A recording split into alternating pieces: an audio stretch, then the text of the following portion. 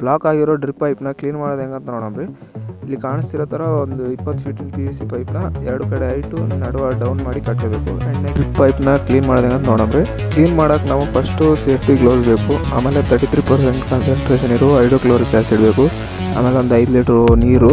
5 litre ನೀರನ್ನ ಒಂದು ಬಕೆಟಲ್ಲಿ ಹಾಕೊಂಡು ಆ್ಯಂಡ್ ನೆಕ್ಸ್ಟು ಇದರಲ್ಲಿ ಆ್ಯಸಿಡ್ ಆ್ಯಡ್ ಮಾಡಬೇಕು. ಇಲ್ಲಿ ಏನು ಆ್ಯಸಿಡ್ ಗೊತ್ತಂದರೆ ಫಸ್ಟು ನೀರು ಹಾಕಿ ಆ್ಯಸಿಡ್ ಹಾಕ್ಬೇಕು, ಆ್ಯಸಿಡ್ ಒಳಗೆ ನೀರು ಹಾಕಬಾರ್ದು. ಈ ಆ್ಯಸಿಡ್ನ ಡೈಲ್ಯೂಟ್ ಮಾಡಿ ಒಂದು ಬಕೆಟಲ್ಲಿ ಹಿಂಗೆ ಇಟ್ಕೋಬೇಕು.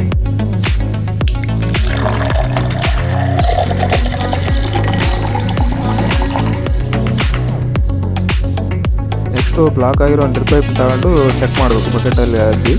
ಇಲ್ಲಿ ನೋಡ್ತಿರ್ಬೋದು ಕ್ಲಿಯರಾಗಿ ಆ ಬಬಲ್ಸ್ ಬರ್ತಿದ್ದಾವೆ ಆ್ಯಂಡ್ ಸಾಲ್ಟು ರಿಮೂವ್ ಆಗ್ತಿದೆ. ಸೊ ಹಿಂಗಾದರೆ ಅದು ಕ್ಲೀನ್ ಆಗ್ತಿದೆ ಅಂತ ಅರ್ಥ.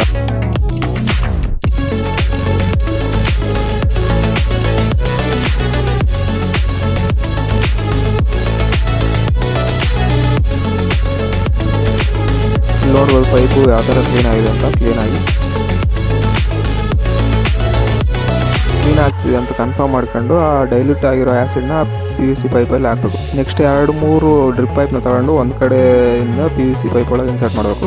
ಆ್ಯಂಡು ಆ ಕಡೆ ಬಂದ ತಕ್ಷಣ ಕ್ಲೀನಾಗಿ ಬಂದಿರ್ತವೆ. ಆ್ಯಂಡ್ ಈ ಪೈಪ್ಗಳನ್ನ ನೆಕ್ಸ್ಟ್ ಹೊಲದಲ್ಲಿ ಹಾಕಿ ನೀರು ಬಿಡ್ಬೋದು. ಇದರಿಂದ ರೈತರಿಗೆ ಹೊಸ ಪೈಪ್ ತರೋ ದುಡ್ಡು ಉಳಿತವೆ. ಇನ್ಫಾರ್ಮೇಷನ್ ಯೂಸ್ ಆದರೆ ಡ್ರಿಪ್ ಯೂಸ್ ಮಾಡೋ ರೈತರಿಗೆ ಶೇರ್ ಮಾಡಿ. Thank you.